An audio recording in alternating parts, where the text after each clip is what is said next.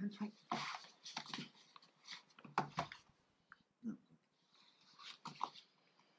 Okay, so we're back to butterfly guard.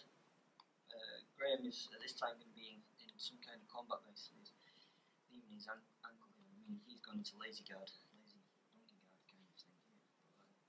But, hopefully he'll be a bit more upright. Okay. So I'm here with my butterfly guard. I'm working.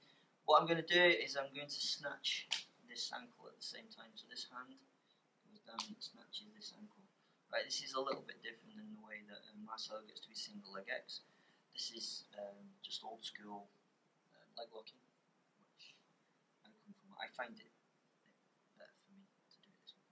So if he's in combat base, I'm going to shoot through. This leg is going to actually point off in that direction initially.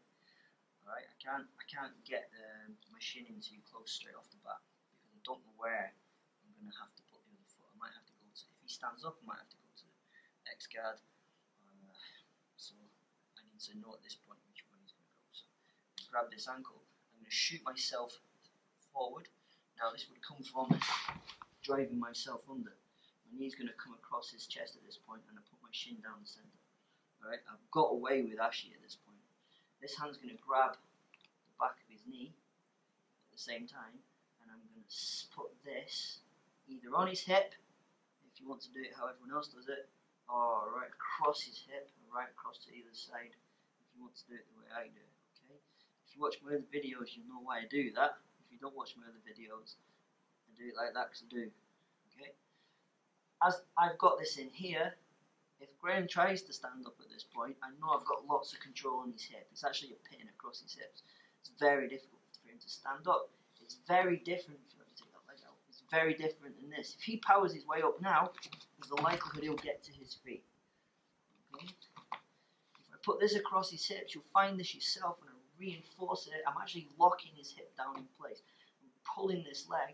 If he tries to get up, there's no getting up.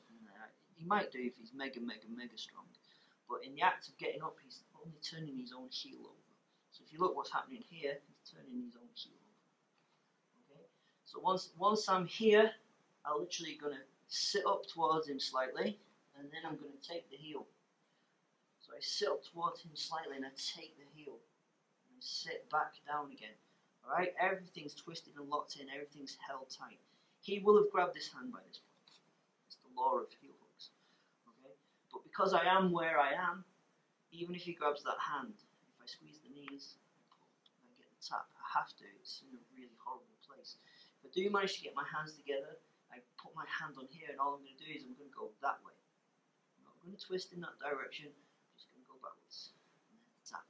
No damage at all to the knee joint. Well, a little bit. It does not need to cause permanent injury. Okay. You can Russell Pal Harris it if you want. It's up to you. But I find that going to here instead of the single leg, going to single leg X, he can power his way up out of that and pop that off his hip really easily. If it's non-IBJJF rules, then I would reap that knee like heck.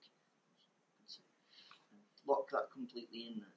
Okay, it's really good. So we'll do that one more time.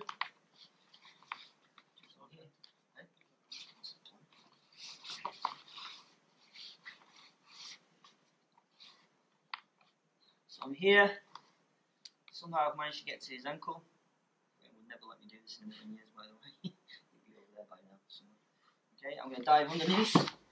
Once I dive underneath, my knee goes across. Okay, this hand grabs on the back of his tendon.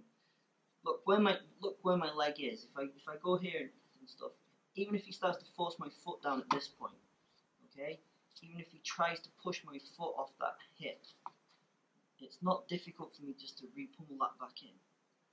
People seem to think that once that foot's pushed off, that they can stop me going, but I've still got his leg. He can't pop himself over the top of that knee. If he tries to lift himself up, it's very difficult for him to do that. So, as soon as I possibly can, this leg's going to go right across his hips and lock in there.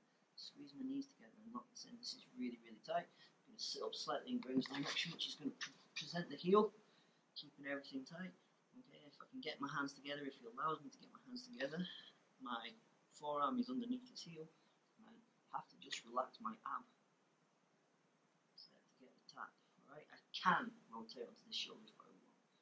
If you want to go to Ashi pin, I can also roll over and go to Ashi pin. Alright, this is now him pinned to the floor.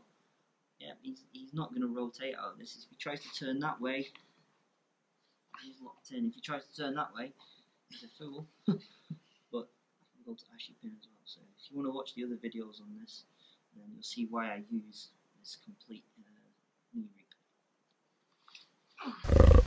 reap.